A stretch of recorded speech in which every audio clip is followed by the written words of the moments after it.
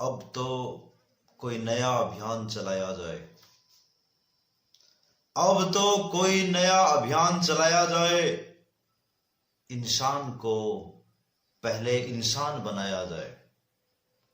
अब तो कोई नया अभियान चलाया जाए। इंसान को पहले इंसान बनाया जाए। मेरे दुख दर्द का तुझ पर हो असर इतना कि मैं रहूं भूखा तो तुझसे भी न खाया जाए। मैं रहूं भूखा तो तुझसे भी न खाया जाए। एक वायरस, कोरोना वायरस। एक virus, corona virus. Mall, club, stadium और होटल से अस्पताल ज्यादा महत्वपूर्ण हो गए। अर्थशास्त्र पर चिकित्सा शास्त्र स्थापित हो गया।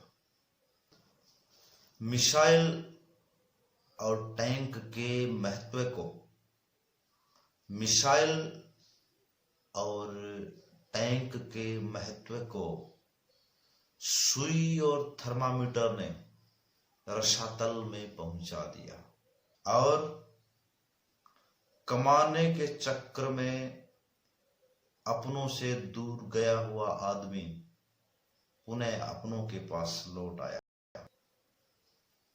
एक वायरस, सिर्फ एक वायरस, कोरोना वायरस। एक वायरस, कोरोना वायरस।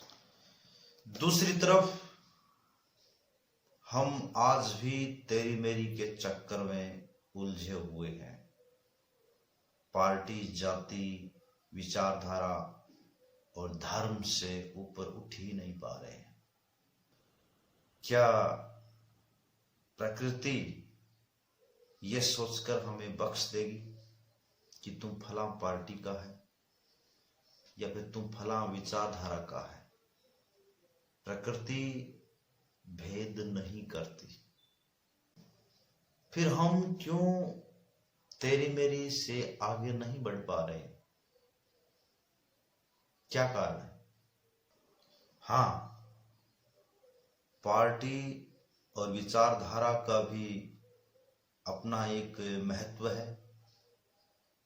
एक विशेष समय में अगर कोरोना से बच पाए तो फिर लड़ लेंगे। लड़ते भी आए हैं। जाति और धर्म के नाम पर भी लड़ते आए हैं। 84 लाख जीवों में एक इंसान ही पैसा कमाता है और अन्य जीव, भूख से आज तक एक जीव मरा नहीं। और इंसान है कि उनका पेट, लालच का पेट आज तक भरा नहीं। लेकिन कोरोना जैसे वैश्विक संकट के समय हम सबको एक दूसरे का सहयोग करना चाहिए।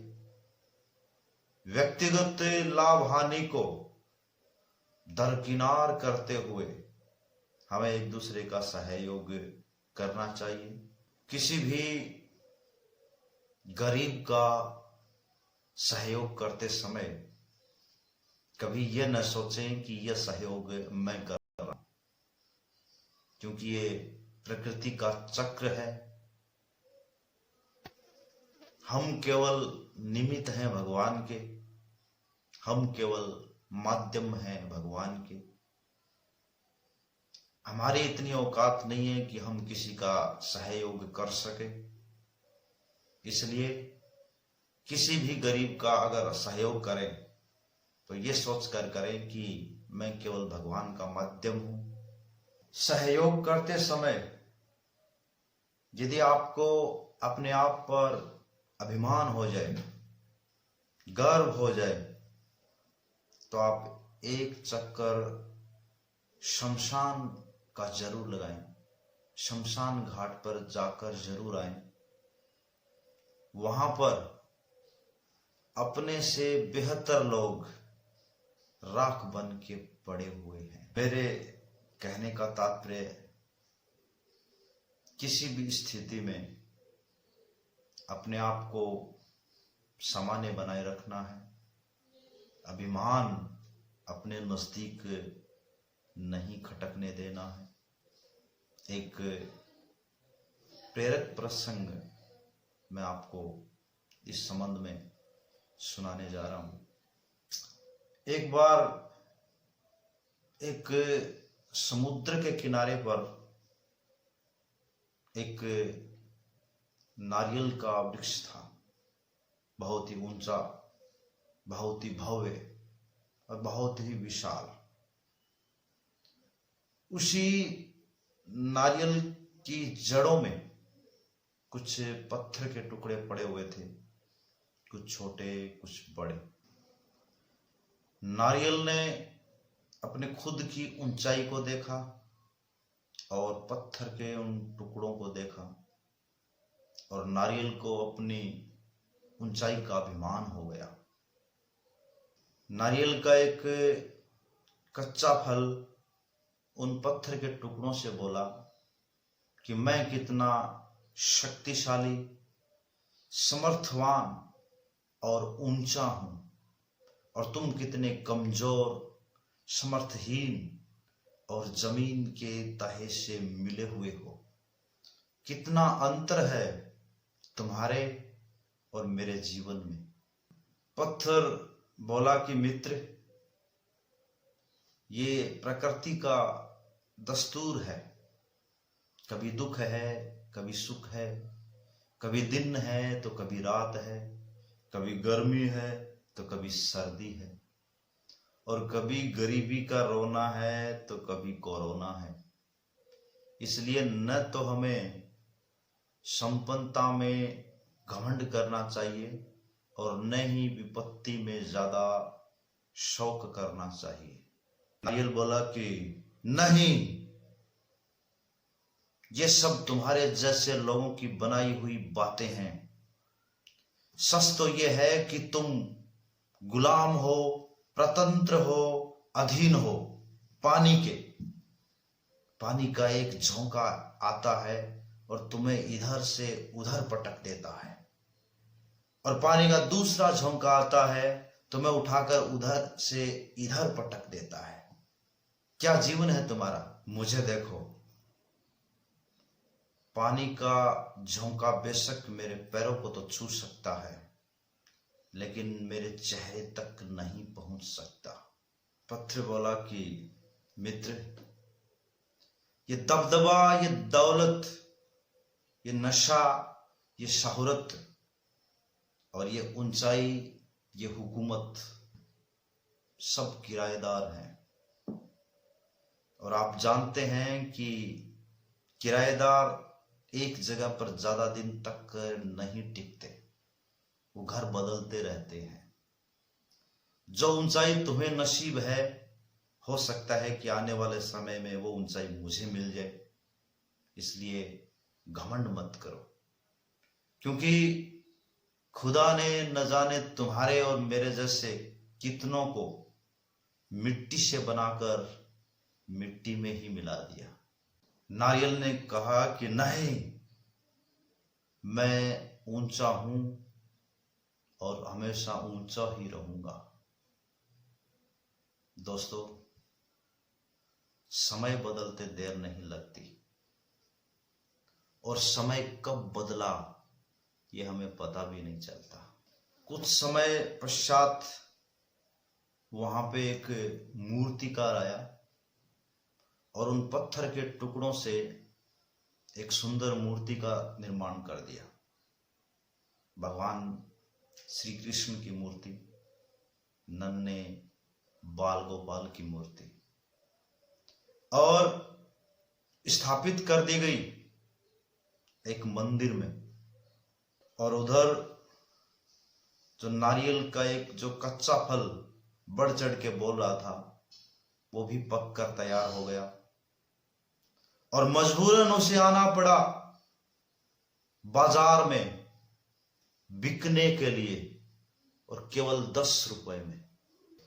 किसी आस्थावान पुरुष ने उस नारियल को खरीद लिया और छोटे छोटे टुकड़े करके मंदिर में जो मूर्ति थी उसके चरणों में उस नारियल को चढ़ा दिया। मूर्ति वही जो कभी पत्थर हुआ करती थी।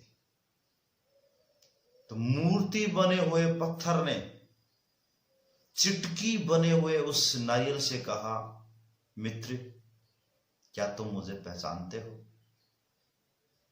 मैं तुमसे ज्यादा बहस तो नहीं करना चाहता, लेकिन इतना जरूर पूछना चाहूंगा कि कौन किसके चरणों में है, कौन ऊंचाई पर है? क्या मैं तुम्हारे चरणों में हूं या फिर तुम मेरे चरणों में हो? मित्रों, सार ये है कि हमें कभी भी घमंड नहीं करना चाहिए, और विशेष रूप से उस समय जब आप बड़े आदमी बन जाएं, क्योंकि आप जो कुछ भी हो दुनिया अपने आप जान जाएगी। अक्सर हैसियत का शोर वही मचाते हैं जिनकी कीमत कम होती है। आप बताइए, सिक्के और नोट में ज्यादा आवाज कौन करता है? कम कीमत वाले सिक्के या फिर अधिक कीमत वाले नोट? इसलिए जब आपका रुतबा बढ़ जाए तो शांत रहिए, विनम्र रहिए, खामोश रहिए। कुत्ते भौंकते रहते हैं अपने जिंदा होने का एहसास दिलाने के लिए, और जंगल की खामोशी अपने आप ही बयां कर रही है कि शेर मौजूद है। मित्रों, यदि किसी गरीब की आप सहायता करते हैं तो ये जरूर ध्यान रखें कि उसके स्वाभिमान को चोट न पहुंचे। फोटो और प्रचार से बचे। दानदाता को प्रोत्साहित करने के लिए आप फोटो या फिर प्रचार कर सकते हैं, लेकिन अंतिम उपभोक्ता की न तो कोई पहचान उजागर करनी है और न ही अंतिम उपभोक्ता की कोई फोटो हमें लेनी है। उम्मीद करता हूं कि आप कोरोना जैसी वैश्विक महामारी के समय आप अपने पड़ोसियों का भी ध्यान रखेंगे। यदि आपको लगता है कि आपके पड़ोस में कोई भूखा रह रहा है तो आप एक अतिरिक्त व्यक्ति का भोजन उस पड़ोसी तक पहुंचा सकते हैं, और किसी भी प्रकार की सहायता आप ये सोचकर न करें कि आप कर रहे हैं, बल्कि ये सोचकर करें कि भगवान के आप माध्यम हैं। सहायता भगवान ही कर रहा है, आप निमित्त हैं, माध्यम हैं। धन्यवाद।